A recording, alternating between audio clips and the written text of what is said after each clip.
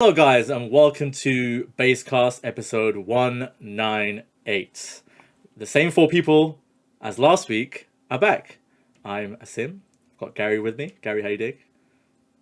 I'm all good. All good. Blinding. Spliffing. Wearing his Barry Burton hoodie. The context behind that is there is a snowboarding company, I want to call it, called Burton. And Gary was very interested in going to that shop in New York, and I was like, yeah, Barry Burton from Resident Evil, isn't it? So, yeah, just being silly. And talking of Barry Burton, which has no link to Aaron, but Aaron's here as well. What's up? I don't know. I was looking for a segue, all right, and that's all I had. All right, Aaron, how you doing? I'm good, thanks. Good. And Ben returns as well. Ben, how you doing? In his, I think that might be the third Lincoln shirt you worn on the podcast recently as well. Possibly, yeah. And it was also the third shirt for the season. There you go. There we go. And I am wearing. I'm cosplaying as a video game journalist, as you can see on the shirt. Throwing all the jokes in today. Okay, we are doing well. Everyone's doing well. The same four people are back. Quick one, just before we get into what we've been playing. This is once again my last Basecast episode. So I've had a short return to the NGB team. It's been a lovely return, but stuff happens in life. You have to make changes as things happen. And I will leave these lovely people to take over the podcast. So hopefully, and maybe I'll guest one day if I'm allowed to guest one day in my new role. Who knows? And talk about video games, but from a professional point of view. All right, professional point of view. So I just wanted to get that out of the way first. But we're here to talk video games, not me. I'm gonna start with Aaron because I've been looking at Aaron playing Gran Turismo all day and all night long. So. Aaron, what have you been playing? Gran Turismo, I presume. Unless that's a bot playing for you online. I don't know. I would love to say I've been playing Elden Ring. But after touching Gran Turismo, it's everything that you said it was. It's superbly built. It's good. It's addictive as fuck. There's all the cars to collect. If you're competitive like me, I'm like looking at your times, I'm like, fuck you, Sim. Yeah. And I'm looking at Ariel's times, I'm like, fuck you too. I'm gonna beat that. It's just great, and I can't stop playing it. There we go. Yeah. I mean, I've seen you've done. I was looking at the license stuff because I've done everything apart from the super license at the end, and I've got gold in everything so far. And I was looking at like some of your times are pretty good. Like in the first license B, it's pretty good. But then I didn't really care about those. So I was like, I just want to get gold. Just want to move on to the like the main stuff. But I'm glad you're enjoying it. It's a good game. Have you stepped online? Have you gone into sport mode? Like it forces you to do one of the cafe missions. Yeah. How did you get on? in Noob Land, people want to bounce into you, so it's it is what it is until you can climb out of that rank. Yeah. But I haven't been back since because I've only just finished the cafe mode. The campaign. With its cheesy ending. Gran Turismo, mate. Gran Turismo. But it's good stuff. I will go back and do sport mode. I know some of the guys on our other friends are actually doing races and planning races, so we'll do some of that. It'll be good fun. It's really good. I'm glad to hear that. Are you playing with all the assists off? I know you like a challenge. Yes, but I haven't turned off the the little middle of Apex markers. Oh, okay, yeah. So everything is off except for that. I haven't bothered to look into the. I think once you learn the tracks and stuff, you can probably turn it on. But they've got that track experience thing where you do the different sectors. Good. Yeah, that's pretty fucking cool as well. Yeah, that teaches you the tracks nicely. The game is just well made. It really is. It really is. I'm glad you're enjoying it. I mean, you haven't played anything else because I've seen you online in Gran Turismo. Every time I'm on Gran Turismo, you're on Gran Turismo. So that is good. That is really, really good to hear. We'll move to Mr. Gareth Clark. That game behind me, I've been playing more of. Yeah. Horizon Last week Forbidden you West. weren't getting on with it, so let's hear your thoughts. Yeah, I am enjoying it more. It still hasn't gripped me though, like I thought it would. It's more enjoyable, but I think it's not the game itself. I think it's me sort of being burnt out a bit with open world stuff. I just the main story parts are really good, but I just don't really care for the world and everything else in it. I think. Interesting. I don't know, but it is definitely. I'm enjoying it more than I was last week for sure. And I'm hoping that over the course of time it'll get more enjoyable every time I play it. So yeah, I'll put in probably another 3 hours or so. But yeah, it's a beautiful game. It plays really well, but I think it's just the whole open world thing I'm just a bit burnt out with, to be honest. Fair. So yeah, that is all I've been playing because time's been quite limited. So fair enough. Ben's been nodding along there, listening to Gran Turismo, listening to Horizon. I know you've been playing more Elden Ring, so let's start there. Yeah. Go for it. So like, as somebody, I've said before, excuse me, self-confessed Soulsborne phobe. Sorry. Excuse me. Yeah, I don't think your body can believe that you're enjoying Elden Ring. So that's exactly it. Like, as somebody that's never gotten into these games before, like, I'm really, really enjoying most of my time with it. Like, I'm sort of liking the fact that you can. Like just explore at your own pace, and like if you find something, I think I said this last week, but like if you find something that you sort of hit a wall with, you can just say, right, sod that, turn around and go and do something else for a little bit and sort of level up and come back to it without repeating and grinding over the same bunch of enemies over and over again. Like you can just go into a different part of the map and do your own thing. And yeah, I'd beat, I think just before the podcast last week, I beat Margit, however you pronounce it, like the first boss. And then later in the week, finished off the second boss, who I want to say is Godric. And I've been speaking to Andy and Kieran from software expert, fucking soon. Yeah, man, I get good. Speaking to Kieran and Andy about it, we've got like a little sort of separate chat away from the group chat, because I know at one point the group chat was just getting spammed with Elden Ring stuff. But we've been like talking about stuff and just kind of. I think me and Kieran are at a similar point. Andy obviously had a little bit of a head start on the game, and he's sort of a little bit further along. But it's been good. I honestly don't know if I'm gonna ever finish this game because it's enormous. Like the size of the game is just like I'm in Liurnia of the Lakes, so like the second main area, and I've sort of explored most of that, got the map fragments for it, and I'm like I've seen a screenshot of like the final map, and I'm about halfway through, if that, like a third of the way through the map, and then apparently there's another section as well that's not on the main map. So it's huge. I don't know if I'm ever going to finish it. I don't know, if I'm ever going to get much further than I am doing, but I'm liking, I say most of what I'm playing right now. It's just that there have been a few moments where like you're screaming bullshit at your TV, and I mean the performance is still crap. It's we touched on that last week, but so basically what you're saying is you're going to review the next From Software game that comes out. No. Fair enough. But yeah, so did that. I played that sort of most of last week, and then went away for the weekend. Saw my first live music in 2 years, which was a beautiful weekend. Then came back and started playing WWE 2K22. Yeah. Which is a very good wrestling game. Yeah. No, I've been playing it as well. I've only put like 2 or 3 hours into it, but go ahead. You probably played more than me, so you go for.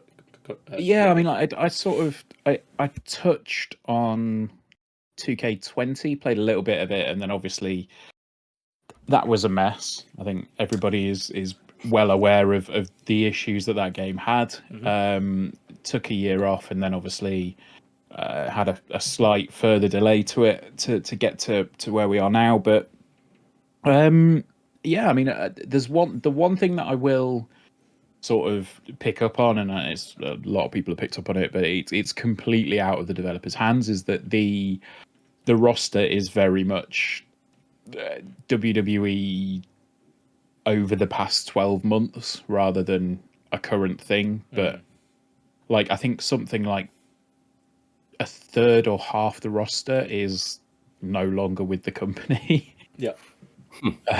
Which, I mean, when you consider, WWE's budget cuts that they tend to go through, it's not really surprising. It's a surprise they even got those people in. Yeah. So. Yeah, but I mean, on the whole, like they've revamped a lot of the controls. They've revamped how matches flow. It feels very. It feels like a wrestling match. Like there's a point where most of the matches that you have in, like you'll get to a stage where you're comfortably on top. You're thinking, oh, this is going to be easy, and then your opponent will get a bit of a streak going, and you kind of they come back into it, and then as you get towards the end of it, it's like, all right, okay, just got to nail it now, and then usually like you can kind of pull it out of the bag and regain the momentum, and it's all done without like a big glowing neon sign that says momentum shift. It's very flowing. Yeah, it flows very well. Kind of happens. Yeah. And I spent quite a lot of time on Monday, I think it was, with the My GM mode.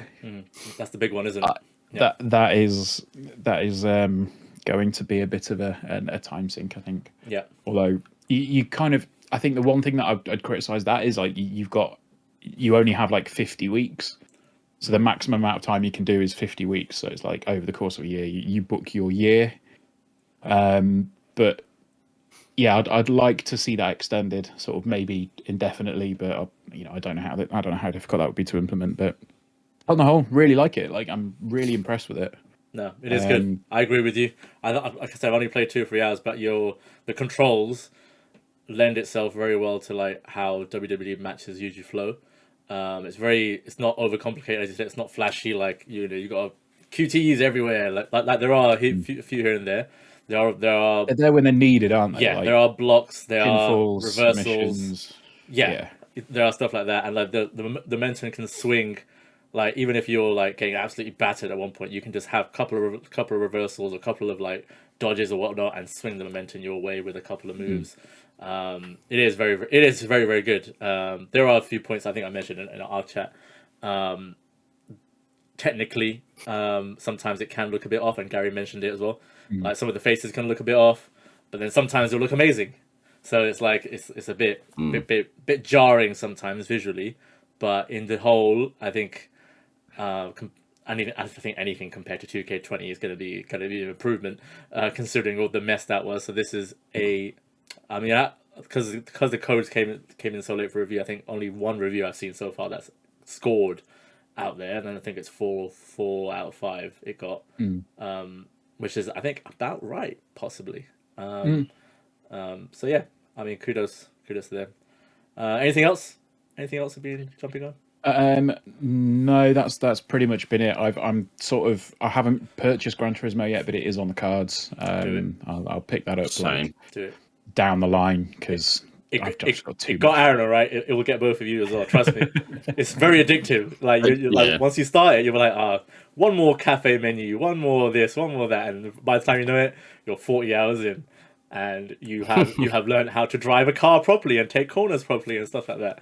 It's ridiculous. It is ridiculously good. What have I been playing? I talked about WWE there, just 2 or 3 hours. More Gran Turismo.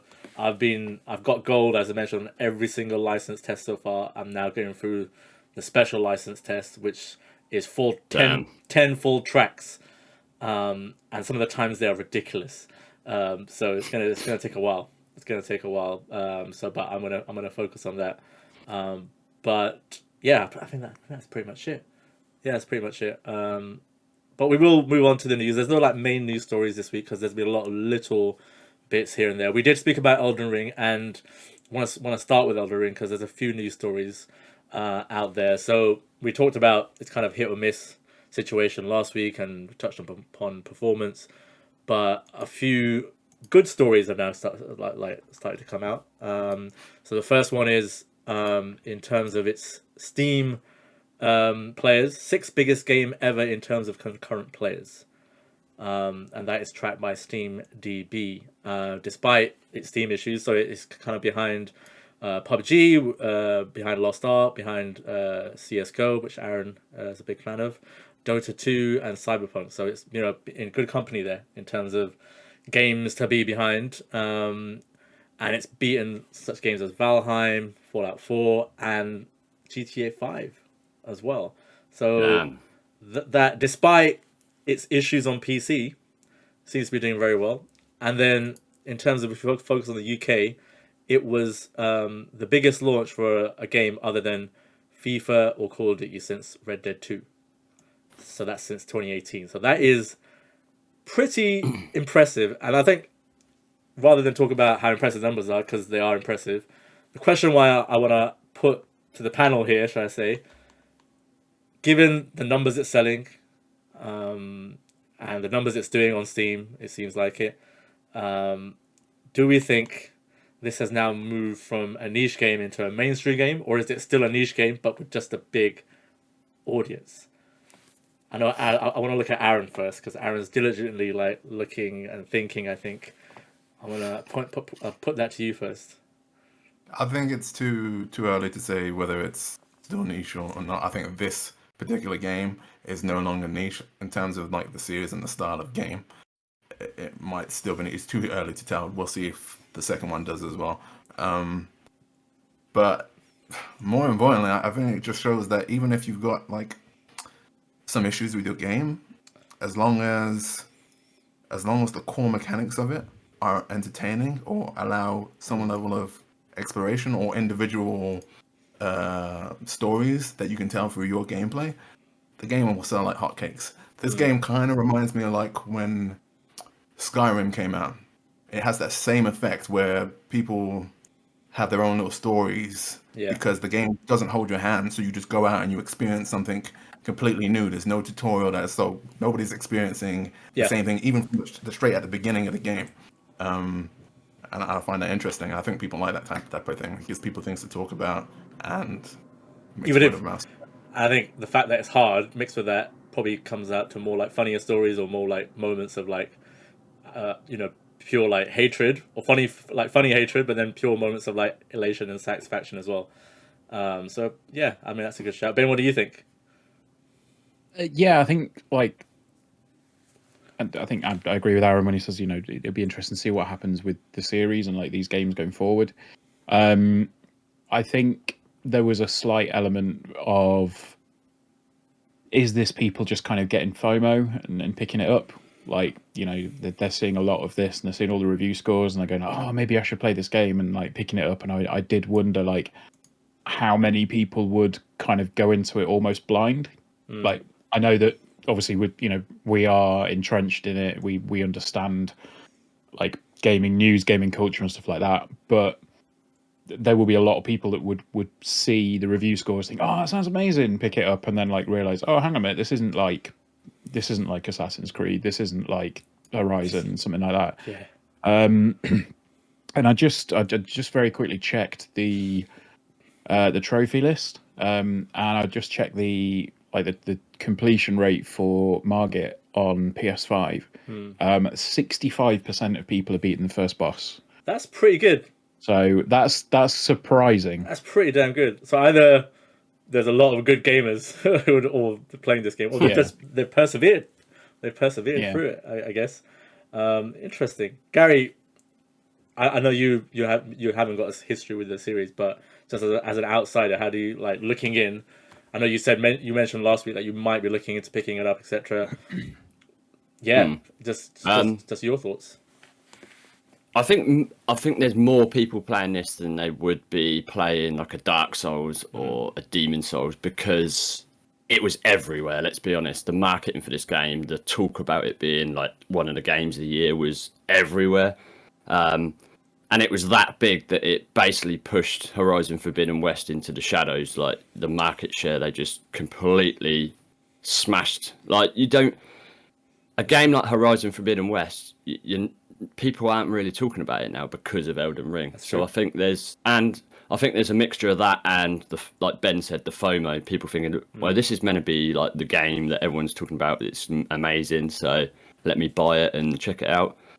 So I think it's a mixture of what Aaron said and Ben said, but I think there's a lot more people playing this than there would be like a Dark Souls, because Dark Souls is very much a niche title, right? So I think it was, you're right. I think there was, you all make good points. I think it was marketed in a different way to the Souls games as well. It was, there were cinema ads. Like, I've been to the cinema a few times. There was usually you wouldn't see a Dark Souls or a Bloodborne advertised in the cinema or on buses, etc. This was everywhere. And like, I think you're right in the sense that it was everywhere.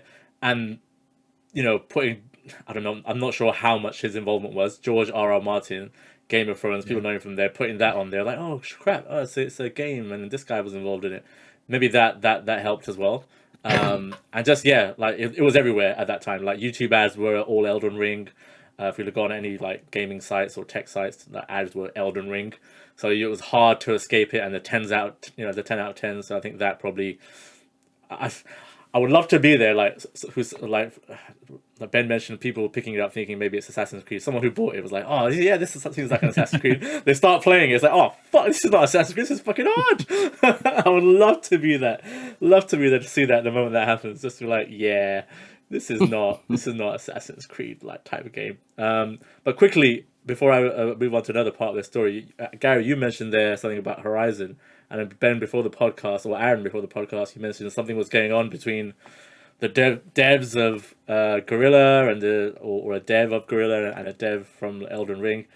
What was the story there? Share with us.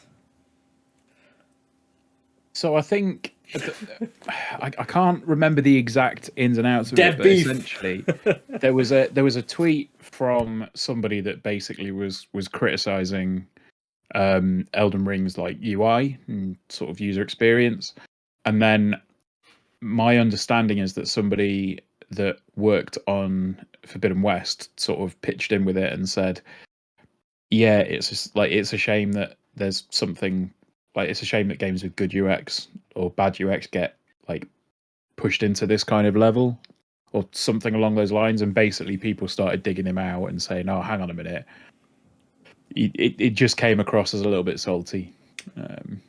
Yeah, so I think maybe the Horizon team is like, what the fuck? This is supposed to be our time in the spotlight. yeah, that's kind of gone. Which you understand to agree. Like by all means, they've made a really good game. But then this has come out and it's like overshadowed their time in the spotlight. So that's sad to see. Sorry, go on. They've kind of made a technical masterpiece, Horizon, right? It's beautiful. Like, it is. Wonderfully. And so I guess they're kind of a bit annoyed that this game that is the complete opposite of what they've created, which they've slaved over probably, is getting all the limelight. The problem is gameplay speaks for itself. Like people play what they enjoy. Like you can have the most technically marvelous game on the planet, but if it's deficient in the gameplay category, you're gonna have issues. I've just found the tweets. So basically, Ubisoft's user experience director shared their thoughts on the 97 Metacritic score, saying that a Metacritic score was proof that reviewers don't give a flaming poop about a game's user experience. Somebody else pitched in with nor PC graphics, stability, and performance, apparently. Ouch. Jesus. And then somebody said, the senior quest designer from Horizon Forbidden West replied with, nor quest design, really. Oof, ouch. Wow. So I think stay classy. Come on, guys. I think stay classy would be. I mean, as much as I think Gorilla are a great development team, they do good stuff. I'm a lot of people aren't fans of like the Killzone series. I'm a fan of Killzone as well. But that's to stay classy, man. Like From Software are good at what they do within their genre, within their I guess sphere, and Horizon, that the team there are good at what they do. I don't think there's a need for hate or what he means, but there's kind of one last part to this story, and it kind of links into the troubles we were talking about last time.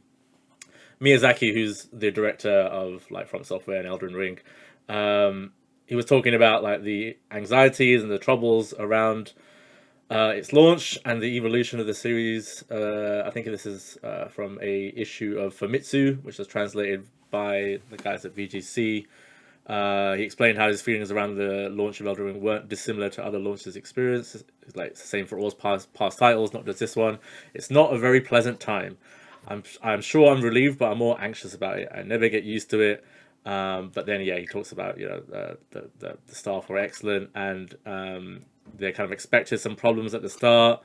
And yeah, this has been worked on since Sekiro came on. Ben, you mentioned earlier on that the performance is still pretty much the same. No additional patches. Yeah. No, I think there was a patch that came out which I think fixed some some quest issues. It was like it wasn't a performance patch. And yeah, it's still the same. Like, I was playing it earlier tonight, and it's still like juddery and not great. Not great. Yeah, I mean, and later on in the interview, because I don't know, you guys, Ben, especially you played it a little bit. Does George R.R. Martin's influence is it stamped across the game? Because I don't really see anything. There's no brothers and sisters fucking each other. Okay, cool. Yeah, the ending will be shit though. Hey. I mean, the thing is about George R.R. Martin's involvement. It amazes me that they announced that he was involved, got the game developed and complete, and shipped, and he's still not finished that fucking book. That's never being finished, mate.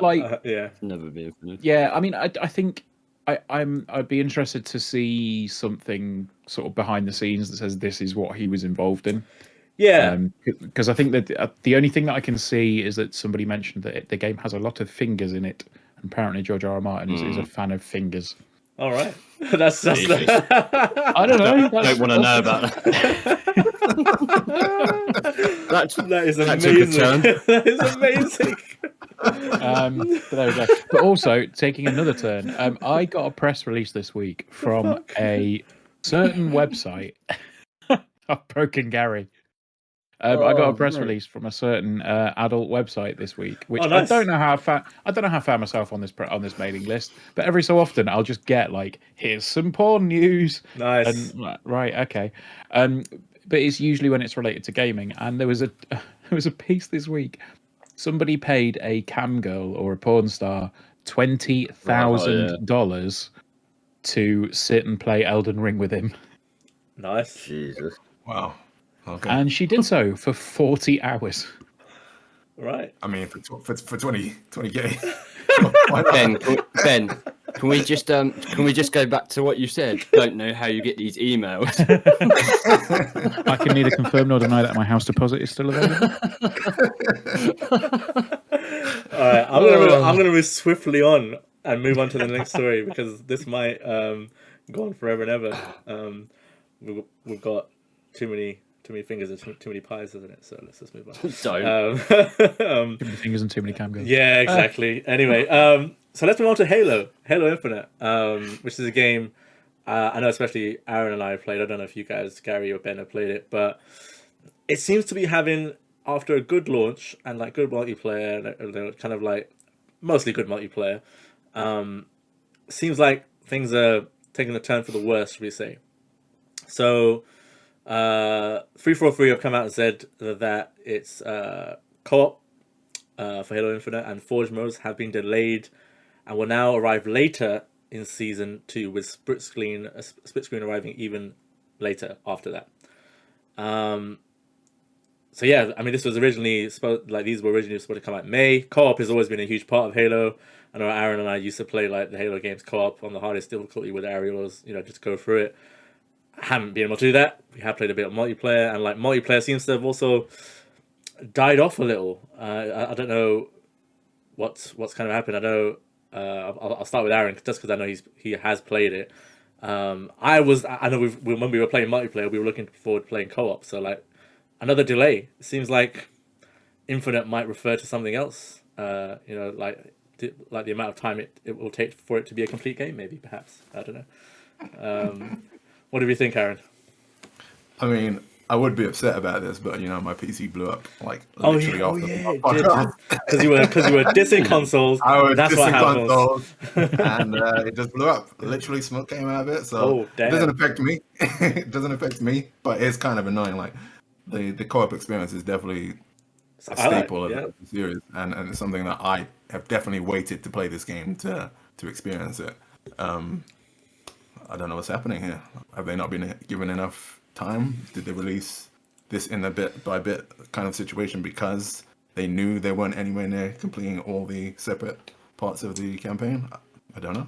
Yeah, it's a really strange situation because even if you don't focus on the co-op and Forge parts, which are now delayed again, the multiplayer after a good start, even when there were some problems, it seems like I haven't gone really back to it, and haven't felt a need to go back to it, even though it is fun. It seems like it's lacking content, and then obviously the battle pass was a bit iffy when it started as well. So they haven't improved things, shall we say? And like I don't know where this leaves like the whole kind of plan going forward. It definitely needs more maps and stuff like that. Yeah. But also it probably got like a slight little like boost because every other FPS gamer came over to this when it first came out. So you had like your Warzone players and your Valorant players and maybe your CS players. These guys have all gone back to their games now after the hype's died down, and you're left with the core Halo guys. And if you're not giving the core Halo guys what they want, they are unhappy. They are unhappy from what I've seen. Yeah, they are definitely unhappy. Ben, have you played it yet? No, so I was I've never been like massively into Halo, and like every so often I'll fire up the Master Chief Collection to get further through my playthrough that's taken me about 6 years. But I think I've got it downloaded on my Series X, and I've been like, I'll get into it at some point. But I think I've sort of been waiting for the co-op because I know a lot of people have said that that's a really fun way to play it. So I'm sort of waiting on that to drop, and obviously with the news, it's like, okay, guess I'm not playing Halo for a while. Yes, it's just I don't know. Like, Gary, what do you think? Like, I mean, when I think about it, I'm thinking like, and Aaron kind of alluded to here, that maybe I wouldn't say they rushed it out. The game, the campaign that released was really good, and I scored that like when it came out, plus the multiplayer part at that time. A 9 out of 10. Maybe it might be go back to like when it's fully complete to go back and see how it's doing. But I think maybe they were like, we have to really, after the shit show when it was originally unveiled, if you all remember that, and the low res graphics and stuff, they were like, okay, we have to now get the campaign out by next Christmas, which it did happen. But now they were like, okay, then we can probably work on extra stuff and like feed stuff in terms of multiplayer and keep the base going. But that hasn't happened. So now they're in a situation where they've got the core fans, as Aaron mentioned, waiting for more multiplayer stuff, and it's not happening. And now everyone else is kind of waiting for like co-op and Forge, which Forge, is for the community. It's for like to build extra stuff. It just seems like do you think it's a bit of a miss from Microsoft at this point now? Yeah, I think so. The momentum of this game is all over the place. Like the initial reveal was like that. Then they brought it back up with like the launch day, and everyone was like, "Oh, this is great. The multiplayer is amazing." My one question is, has the player base online dropped off so dramatically that Microsoft are looking at it going, "Is it worth rushing anything out quite so soon?" Because could be it, yeah. For them to like Halo is their number one sort of shooter, if you will. Everyone wants an amazing online experience with it, and it just seems very weird that this is happening to a game like that. I don't know. The momentum seems all over the place. And I don't really have the answer. Obviously, none of us have the actual answer, but I just feel there's something behind the scenes that is the reason why this is happening. It just seems, I know people have dropped off because I've seen people I follow on Twitter that are massive Halo fans just saying, I don't play it no more. So something has happened within terms of numbers, I think. So, but I haven't played it myself, but I've seen it and it looks great, and Yeah, talking about the multiplayer part, like I also saw that the multiplayer, like lead multiplayer director or person left as well recently. So maybe something happening there. I don't know if this is like a stretch perhaps. Maybe it's something to like maybe marketing link with like the Halo series that's coming out as well. Maybe they want to like wait until that's out. I can't remember when that's out and like tie stuff together. It just seems like, yeah, as you're right. I think you said it quite, like the like momentum has shifted from the game quite a lot. And this is their flagship franchise, which you never think this would have. You never think like Halo would release without the core parts of its game, but it has. And I think maybe it's got a free pass because of Game Pass for that. Because if it was like a 60, 70 quid game and this was released like that, it would get shat on. People would be pissed. It would get shat on, especially if it didn't have the content. Obviously, multiplayer is free to play if you're playing that, but as a fully fledged like game with all this stuff in it, if it's not there, yeah, so it's an odd one. Hopefully they can pull it because the game is good. Like I said, I played it. Campaign was really good. It will be even better in co-op. I know that.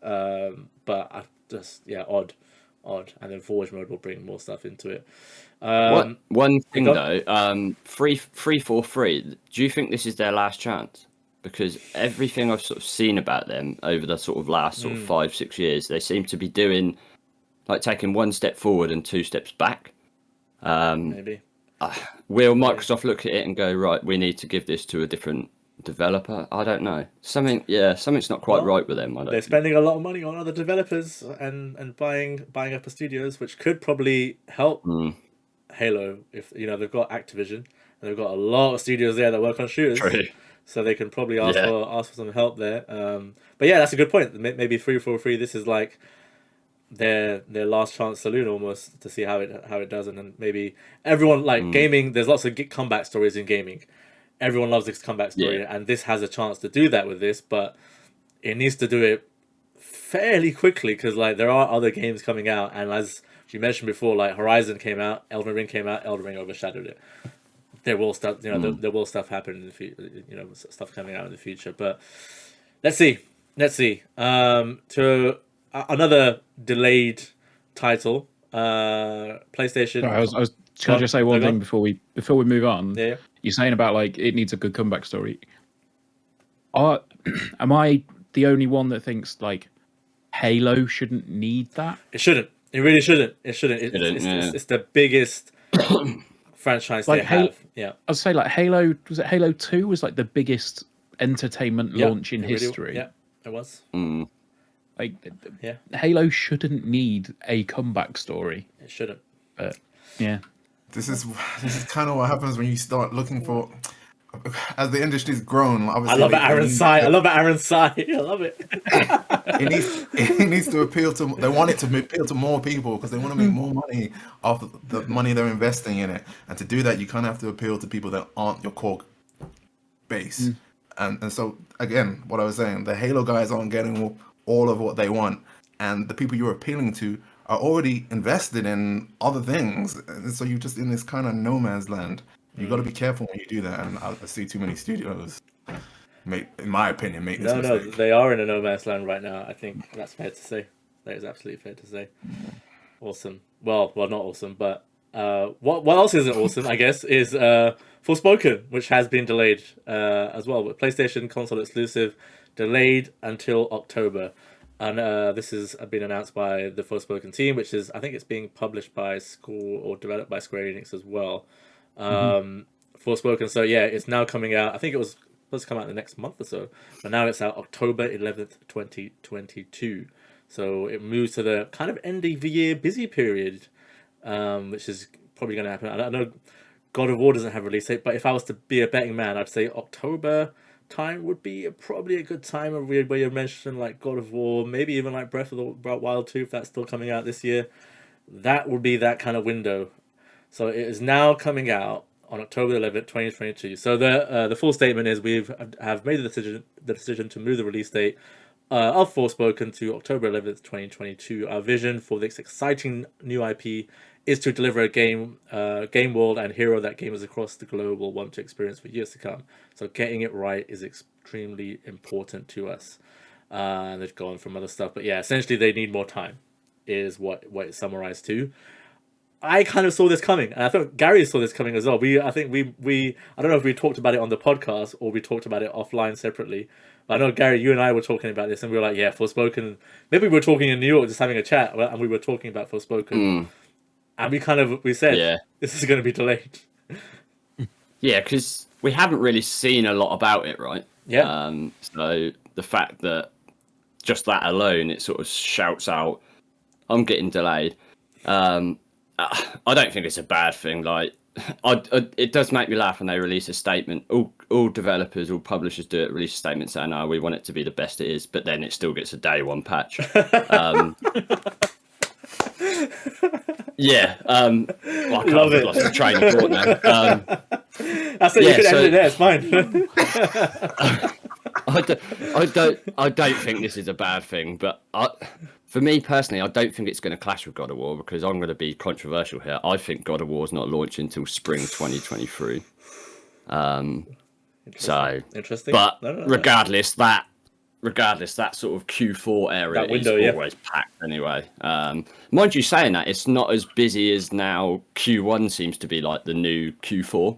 Everyone seems to release games in like March and end of February. So, but yeah, it is what it is, right? It's getting delayed because they want to polish it. They want to make it better. So yeah, it's better than having a game that is broken beyond repair. Yeah, so. of course it is. And this is the developer is a studio actually called Luminous Productions. It's their debut game, from what I understand. Oh, damn.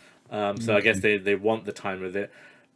But my worry is the link with Square Enix, we've talked about this on the podcast. 100 million. Yeah, they're probably expecting like this is going to do gangbusters in terms of sales, and I feel for this studio. If you're releasing in Q4, it's got to sell well. Everybody buys games 20 million day one. Yeah, I mean, I think it looked a bit janky from the first time I saw it. It looked good in terms of like the overall vision of it, but it looked a bit janky. It was supposed to come out in May, I believe, but now it is not. Yeah, I mean, any surprise, Ben? Not really. I think, like, I saw, I think it was Patrick Klepek on Twitter was saying, like, this is absolutely the right move because 90% of people are still going to be playing Elden Ring in May, and they're probably not going to be buying another game. Yeah. So, like, yeah, it's 100% the right move. If the game's not ready, the game's not ready. Like, don't release it if it's crap. We saw with certain reviews of another Square Enix title this week. Yeah. What game was that? Babylon's Fall? Babylon's Fall? That's the one. Yeah. The title is so generic, Yeah. it escaped my mind. It's also an online RPG. Was it online RPG or hack and slash type of game? I can't remember what. I think it's basically like Anthem with swords. Okay, yeah, and it bombed completely, didn't it? And Yep. they were probably expecting like 100 million sales in like this calendar year. Yeah. It had £120 special edition, Fucking hell. Damn. and on launch it had 650 players on Steam. Ridiculous. Wow. Ridiculous. So I'm gonna ask Aaron the question: will Square Enix expect 100 million sales, like for this game when it comes out in October? They better not. 'Cause this looks like a generic game to me. I mean, it looks really, from what they showed us, it looks really pretty. It does look but pretty, yeah. It looks kind of generic. I hope there's more to it. In fact, if you're gonna delay, I'd like request that you'd show us some kind of gameplay so we can be hyped for it and have something to look forward to. At the moment, it's just kind of okay. Sure, I'll wait and we'll see what happens. I agree. Like the footage, I think Gary touched on it. Like the footage they've shown so far looks a bit, generic and janky. It would be my like statement to like summarize it. But yeah, let's see. October, it's gonna be a busy period. I've got a feeling. So, and talking of October, I was going to talk about this later, but we'll talk about it right now. Gotham Knights has been given a late 2022 release date. So this kind of sums up my point. It has now it has been announced that it will come on October 25th, 2022.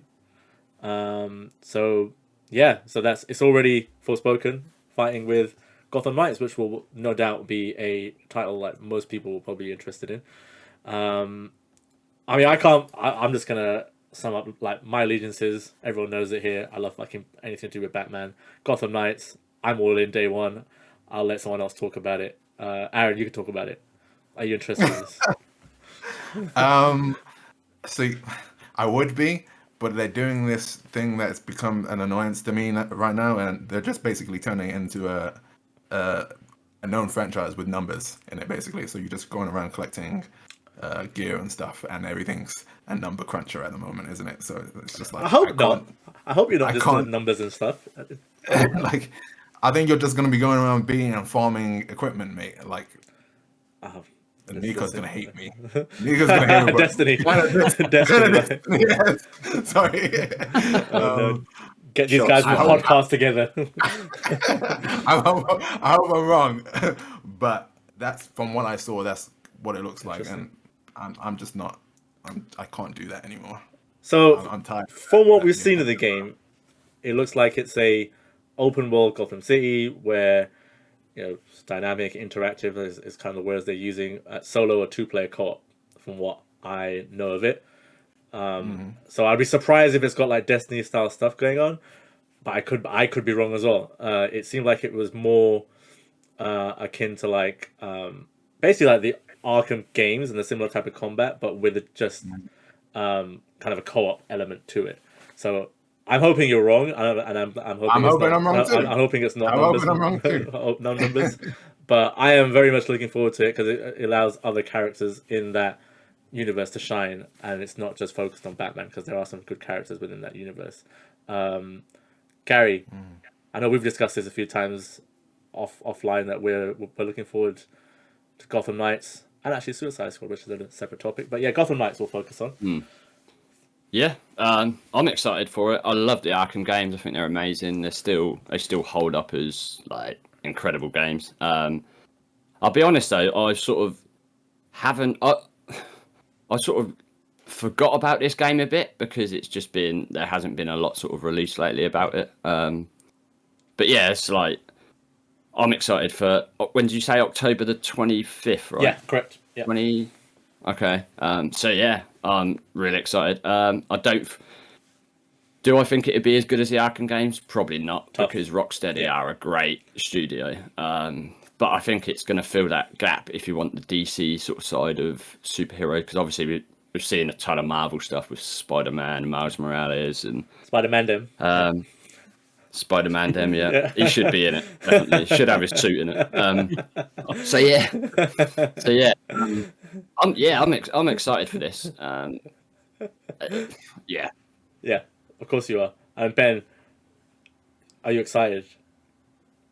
Play it. I'll play it. No, I don't. You'll play it. You'll play it. Yeah. You'll play it. You'll probably review it. What are you talking about? Probably. Yeah. I think I'm sort of in the same boat as Gary. Like there was almost like this sort of blending of this and Kill the Justice League. Yeah. So it was kind of the two games would almost merge in together in my head.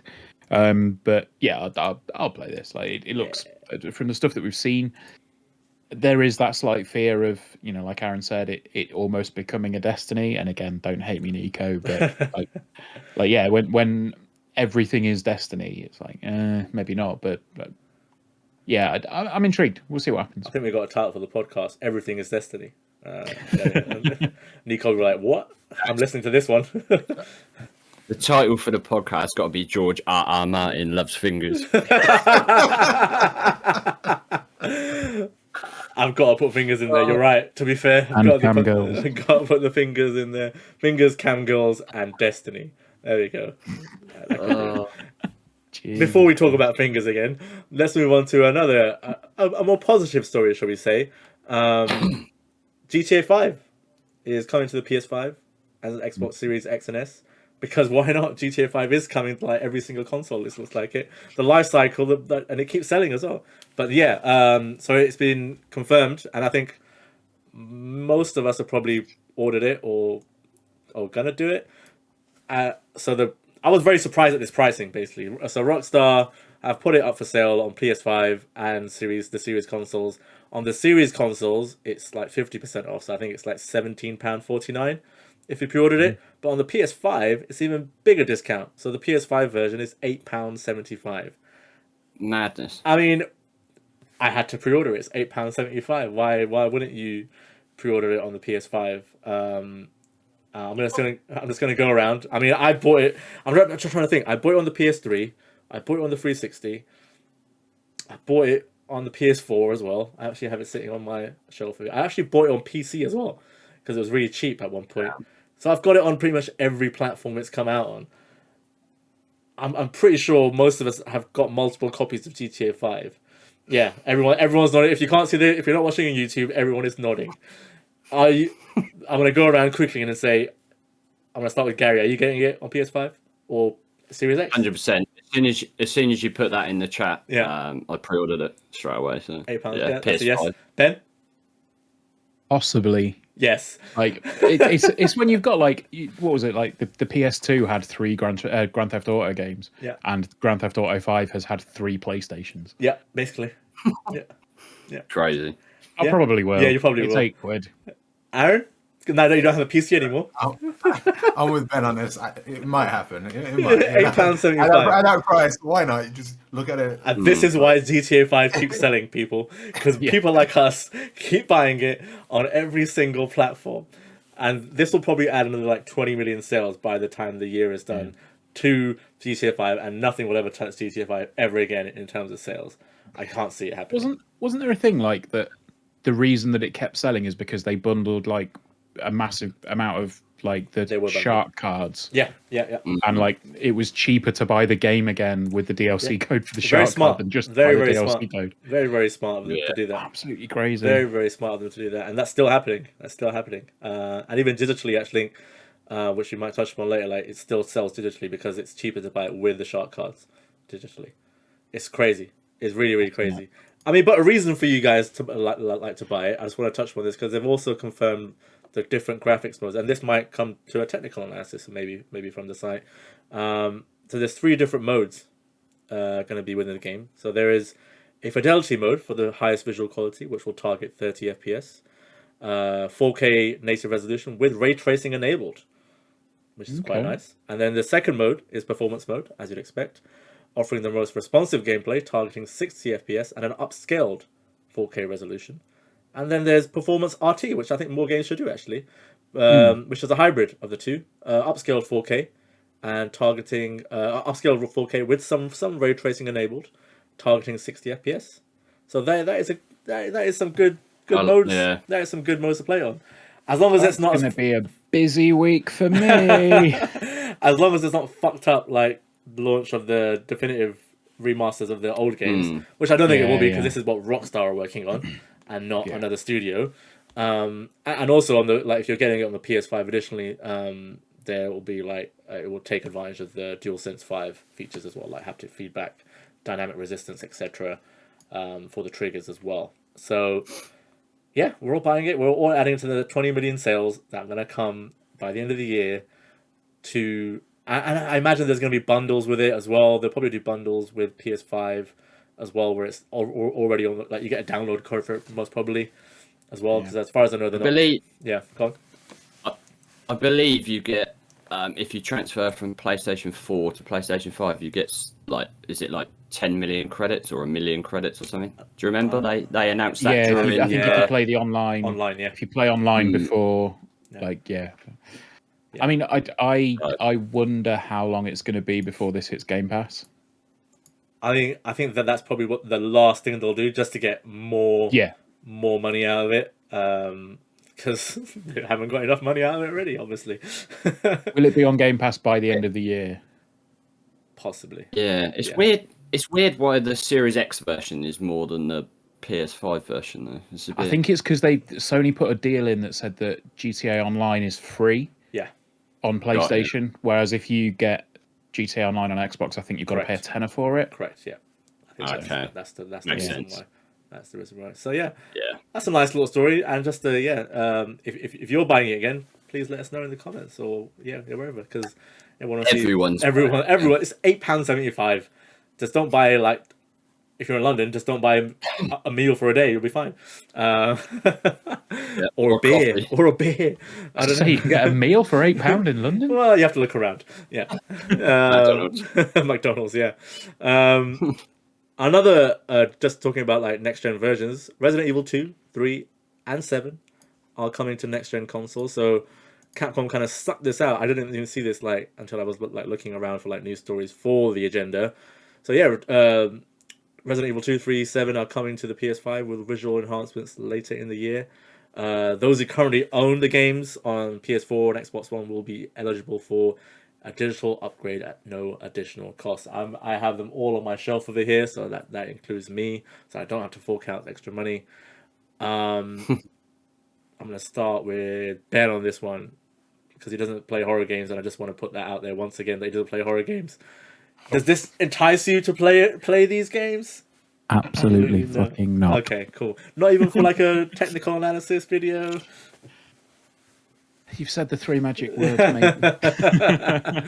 Because, yeah, we're interested to see what Capcom do. Because, Village on the PS5 was a very nice looking game, and it ran quite well as well. So, interested to see because the RE engine is beautiful. So, Yes. Interested to see how that comes to fruition on the new consoles. Aaron, horror games, do you still play them?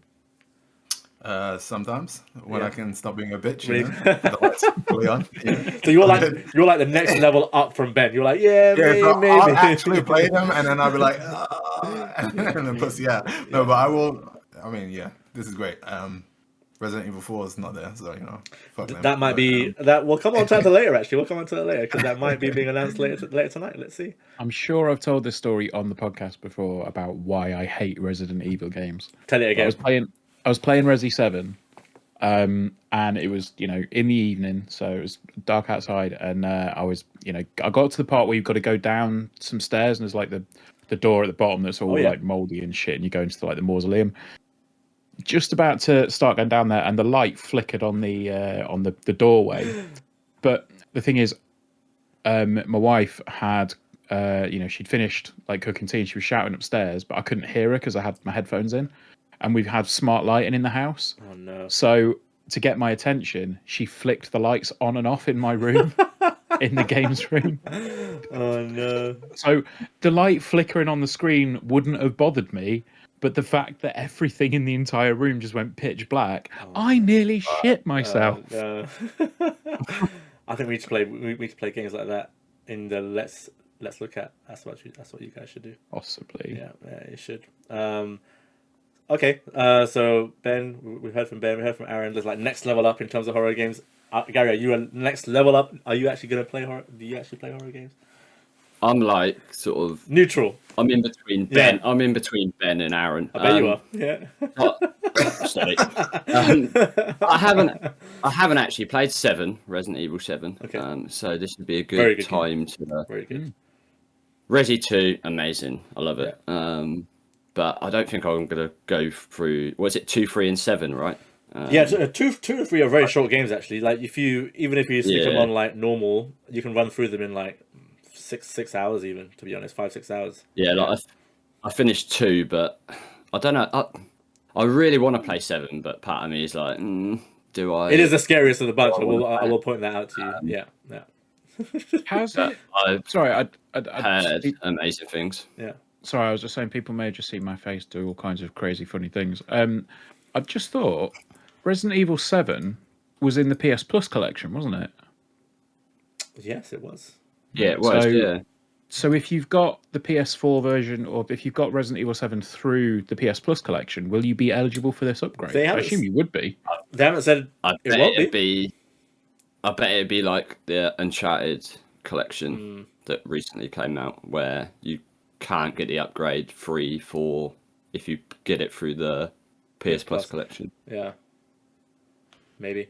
Well, or they'll do a Square Enix, and 2 years later they'll allow you to upgrade. Square Enix, yes. I love Square Enix. Anyway, okay, so we're all interested in Resident Evil and potentially doing getting the next gen versions and looking at those. Another story, which I think most of us should be interested in, given that we have some passing interest in the Formula Ones. Frontier have announced F1 Manager, which is coming this year, I believe, releasing in the summer. So I think we already knew that Frontier had agreed a licensing deal with Formula One, and we kind of had an idea they'd be doing a manager game because the actual games are done by Codemasters/EA now. But yeah, they are doing a management game. Released an announcement trailer. Nothing in terms of like actual gameplay, but Frontier are kind of known for these management sims type games. They're very good at them, and they have the official license for F1. And given the popularity of F1 after the controversial finish to the season that was, this probably will be up a lot of people's street. And given that Netflix is coming out, with the Drive to Survive series as well, good timing to announce something like this. Ben, you're nodding along and looking like you are. Yes, I will play this. I will manage my F1 team. I mean, I said earlier, like I've gotten into my GM on WWE. Like it's spreadsheets and wrestling. This is spreadsheets and Formula One. Like yeah, I'll get in. I'll play it. Like it's. I got the press release through. It says here that it's the first foray into an annual sports license. So they have a long-term multi-title agreement with Formula One, which is quite exciting. But yeah, it looks like all platforms coming out in the summer. Yeah. I wonder if there will be an option there that's like, say over radio, this is racing, and fuck over the current world champion on the final lap. I don't know. Who knows? Yeah. Speak to the race director and engineer the finish of the race, maybe. I don't know. But no, like the details are you can become the team principal for any one of the 10 teams, compete on official circuits over multiple seasons, hire real world drivers, engineers, expand your HQ, and build a force in F1. So basically, very similar to what they do with like the Jurassic Park stuff and all. I think roller coaster. Or Planet Coaster. Planet Coaster. That's the one. That's the one. Planet Coaster. Because I know Gary, you got that on PS5 launch, didn't you? Yeah. And I know a friend of the podcast, Sonny, is a very big fan of those type of games as well. So yeah, looking forward to seeing how this one plays out. Aaron, will you be looking to run your own F1 team when this comes out? Management games are fun, and anybody who says otherwise has no imagination. They are very much fun. I agree with this. So, this is why I don't play any management games, because they might take over my life. I'll definitely give this a try. Yeah, nice. And Gary, I'm guessing you're the same because you're a fan of Frontier. Frontier are an amazing developer. They really support their games as well. They're very sort of community focused. It's Formula One. I like Formula One. I like their management sort of games, so I'll give it a go. My issue is that I try not to get too engrossed in them, a bit like you, Asim, because take over your life. Take over your life. A bit like sort of Football Manager and whatnot. So yeah. But I definitely play it because I do enjoy dabbling in them, those sort of games every so often. So I'll probably get this when it comes out, and I'll be like when I'm out with a girlfriend or whatever, I'll be like, I'll just be thinking about my team. I'm like, oh, I'm gonna hire him to do this, and she'll be like, oh, he's thinking about other girls now. He's thinking about F1 Manager 2022. He's thinking about other drivers. Yeah, exactly. Like that meme. Yeah, exactly that. But no, I'm very much looking forward to this, and I think friend of the podcast, I think Richard will be doing some stuff for us on this. Richard Arrowsmith. He's a big F1 fan. Indeed, yeah. So I had a chat with Rich, and I think he's going to be doing the coverage for us. I couldn't think of anybody better. Perfect. To check out an in-depth Formula One game that involves. Given that he worked at F1. He worked for Formula One for a long time. He's probably a good person to do some content for us. Yeah, nice. Not just a hat rack. Yeah. So we'll move on for that, and one that I saw this week, and I'm very, very excited about this. Because if it's done right, this could be great. God of War TV series is coming. Reportedly, it seems. Nothing official out there yet, but this comes from trusted sources. So I don't know if anyone watches The Expanse on Amazon Prime or has seen The Expanse. I know it's got a big following out there. It's very good, apparently. So the creators for The Expanse are working on potentially a God of War TV series. I mean, I'm just going to put it out there. Like I said, if it's done right, it could be great. Just don't cast Tom Holland as Kratos, basically. Do you know my one worry with this is Amazon. Okay. They're very hit and miss with their TV shows. If it was Netflix, I'd be like, okay, this is going to be done right, because they very rarely mess up Netflix in terms of TV shows. But Amazon are very hit and miss with this sort of stuff. And yeah, my worry is they're going to like cast like, I don't know, like Gwyneth Paltrow is great or something. But no, I know what you mean. It's like you've got like the whole. It's like, hey, I made you a birthday cake out of shit. Wait a minute. I've got your God of War TV series from Amazon. Gwyneth Paltrow as Kratos, though. What did you get that If it was HBO, I think we'd be all. Yeah. Well, we'd not been able to stand up for the past week. Yeah, no. Yeah, I mean, that's a fair point. It's an absolutely fair point. I guess Amazon are, when you think about TV, the best TV series, you don't think Amazon Prime, do you? But I'm guessing PlayStation Studios are like shopping out with like, they're obviously doing the Last of Us TV series with HBO, probably speaking to they probably want to be on all platforms, I'm guessing. So maybe they will do something at Netflix at some point as well. Maybe another series for another franchise, but this one seems to be coming from Amazon and the same guys and girls that worked on Expanse. Aaron, who do you want to be Kratos? You. Me? I mean, I could. How'd you been kickboxing? Well, I have been working out. Right now, I have been working out. Let me just you can even let me just work out while we're sitting here. Oh, there we go. You can even wear your green. Somebody with a green screen, please do something there. No one do anything with a green screen. Sorry, Gary, you were saying. You can even wear your lumberjack shirt if you want. Lumberjack, yeah, just cutting wood at the start of the thing. Cutting the trees down. Okay, apart from me, Aaron, obviously, who would you want to potentially be Kratos if this comes to fruition? I actually don't have any preferences. Okay. Again, Tom Holland? I'm gonna be the. I'm wondering if a lot of these like show creators are creatively bankrupt. Yeah. Because we're getting a lot of adaptations. There's nobody making their own stories now. Like, it's weird. Like, I mean, I love video games, but they don't exactly tell the greatest of stories outside of the video game. Do you know what I mean? Like, they're not movie quality stories or book quality stories. Like, it's weird. Not everything resonates from gaming to the big screen or even the small screen. Yeah, that's true. Sony seem to be pimping out everything at the moment as well. We've got The Last of Us. We've got obviously this potentially.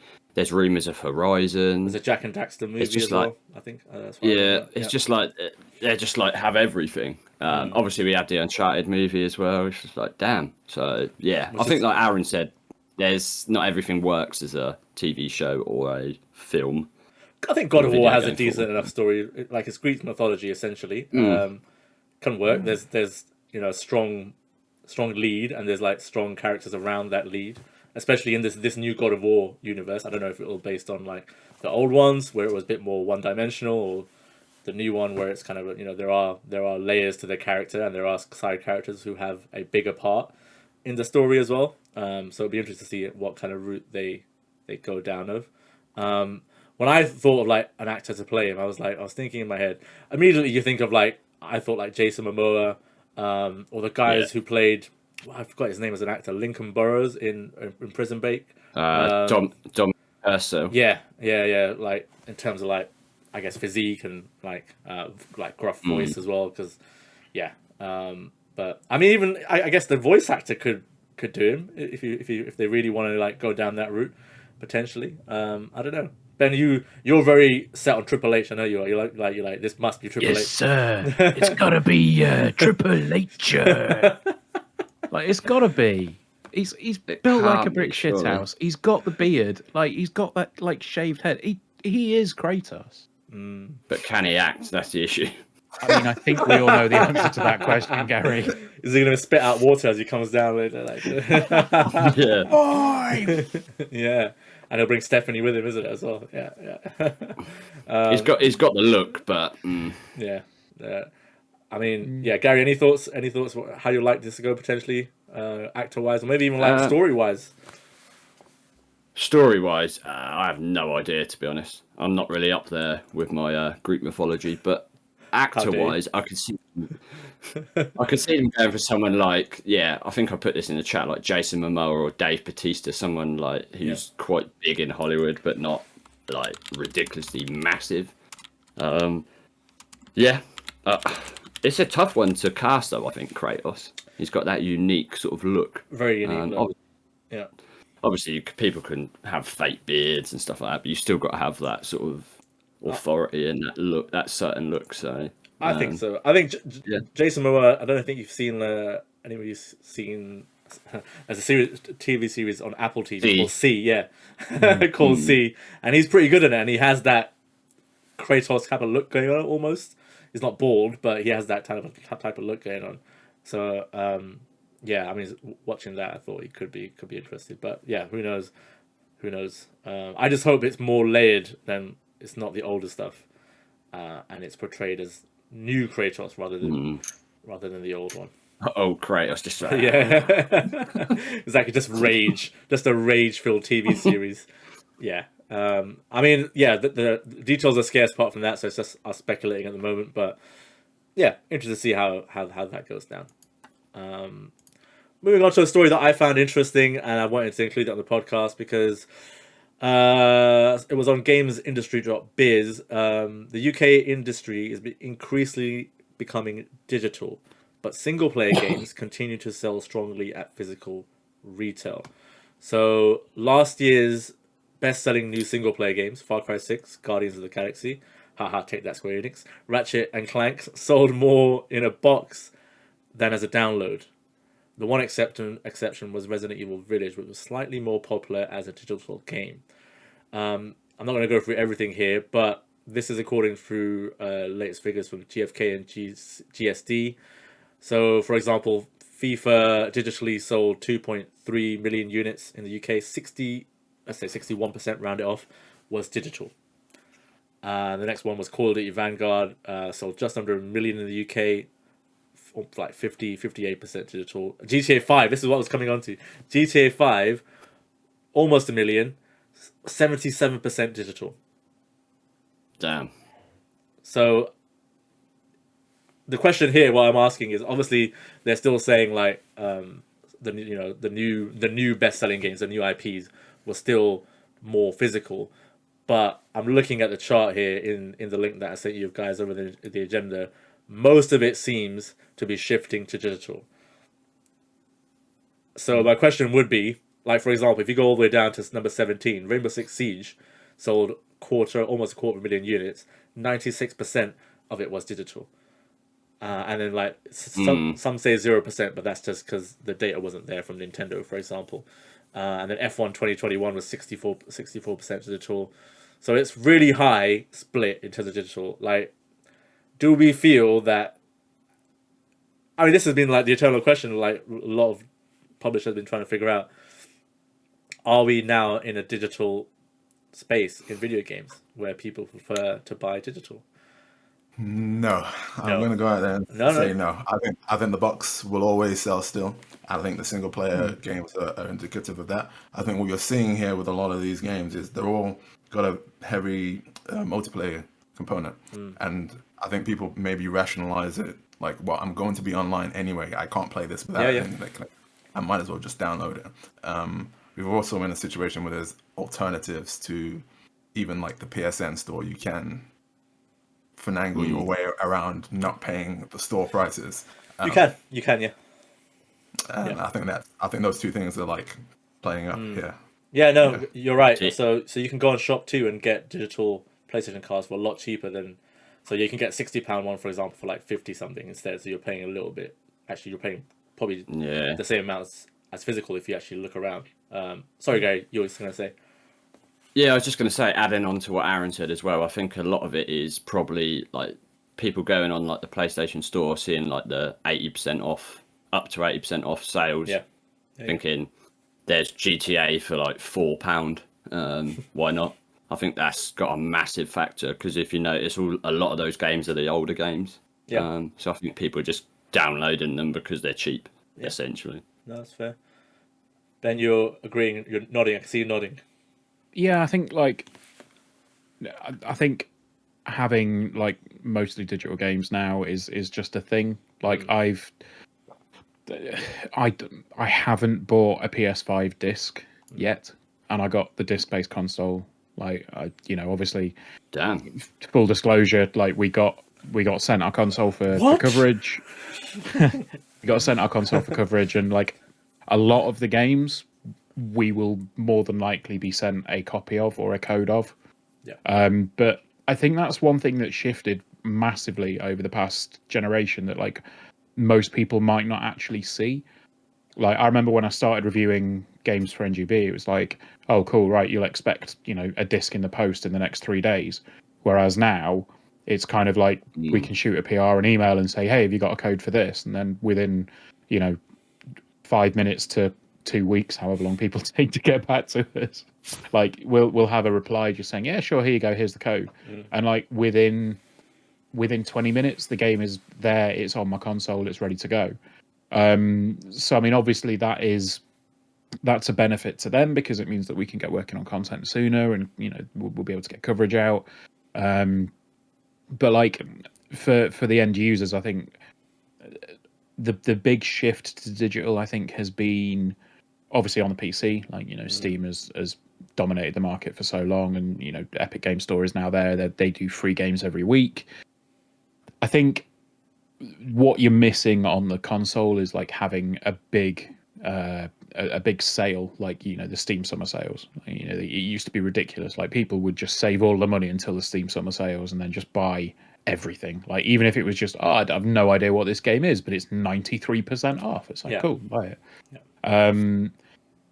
I do wonder if consoles are going to get to that stage. I know Gary mentioned that like the up to 80% off sales and stuff like that, but I wonder whether we're going to have that central sort of focal point of games slowly dipping in price over time, because I think that's the big thing, isn't it? Like if I were to go and buy a disc now of a game that I missed at launch, I'd probably buy a pre-owned copy. Because I'm more likely to buy the digital version, because I've got fuck off internet at home, so I'll be able to I'll be able to download the game within like minutes. Or if I want to go and buy buy a disc if I'm in town, I'll pop into CX or wherever and just buy a second-hand copy. And I think as well, like the big thing for that, the psychological thing for me is like knowing now that the disc is essentially like an access token. Like it installs to your drive. I was literally about to say that. I was wondering if like developers are like performing like psychological warfare on us, trick us into, because like even GT7, I don't know what this is about. You plug that disc in, it downloads the whole game for you. I have no fucking clue why. I've got the disc. It doesn't just download the patch; it downloads the whole game.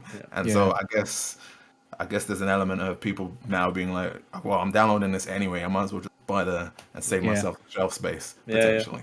And that's the thing. Like it started last generation, where you'd buy the disc, it would install to your hard drive, and then you need the disc in the console to play the game. But like now, I love the ability. Particularly, I think Game Pass has been a fucker for this. Like with Game Pass, you just download the games and they're there ready to go.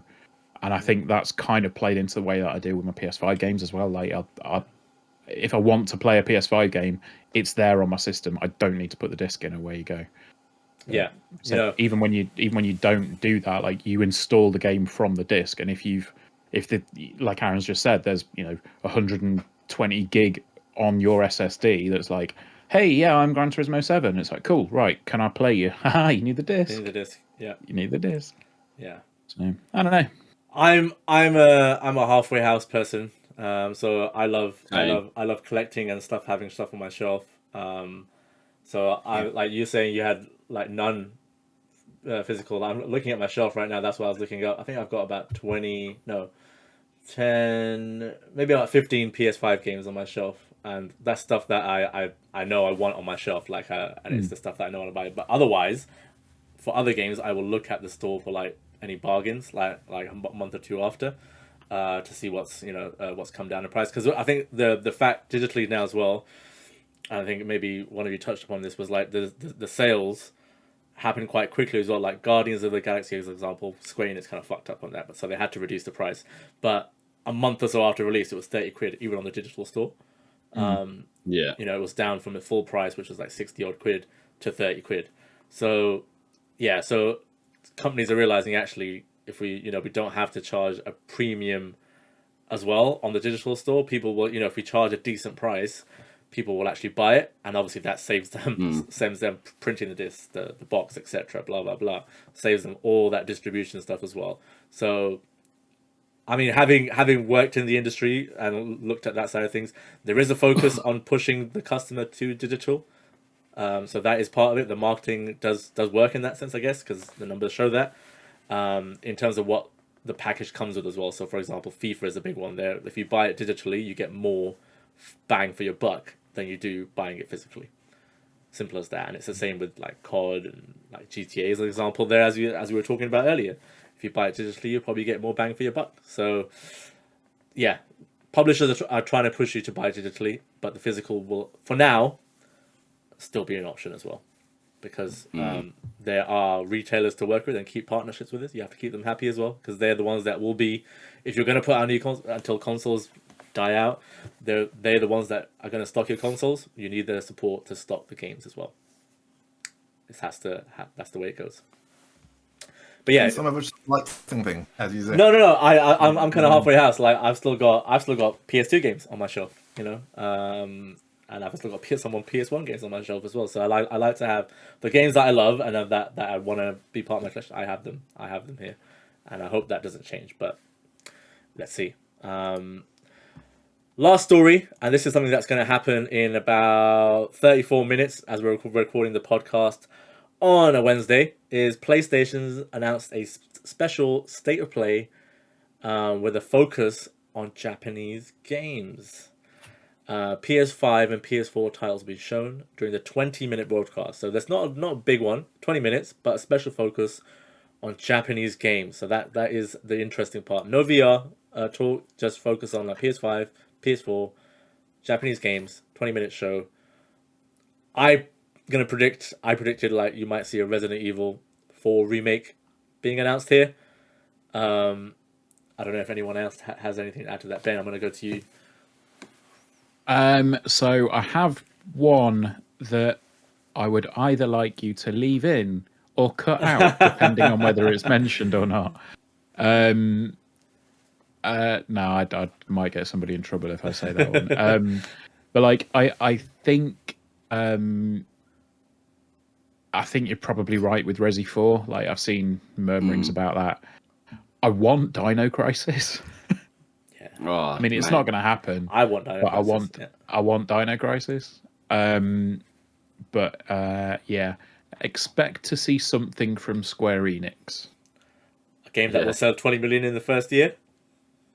Maybe. I think you'll see some exclusive stuff there. I think you'll see that. I don't know. Maybe Resident Evil 4 remake will be like a timed exclusive or something like that. I'm not sure. Capcom have a good relationship with PlayStation recently, so that could be something. Going out of left field, which is kind of just something that just came to my head. Maybe we'll see something of Street Fighter 6 that just got announced recently. Potentially, we might see some first gameplay, which might entice Aaron back into the world of Street Fighter 6. Aaron, I think they said nothing until summer or something. How dare they? Any predictions, Aaron? Anything you'd like to see? Maybe you just want to put something out there. The only thing that I would like to see, if we're focusing on Japanese developers, is the second part of 47 remake. Yeah. But that's definitely not going to happen. So, no. Well, haven't they said that we're going to see something soon on that? I would hope so. I mean, it's been what now? It was out in 2019, I want to say. No, 2020. Yeah. 2019? 2020. 2020, yeah. It was the start of the pandemic, wasn't it? I remember when it came out. Yeah. So 2020. Maybe they'll talk about one of the offshoots titles that they're developing in that universe. Yeah. Because they've got a lot of shit they're currently making based on Cloud's little universe. Just make one fucking game, the one that we want.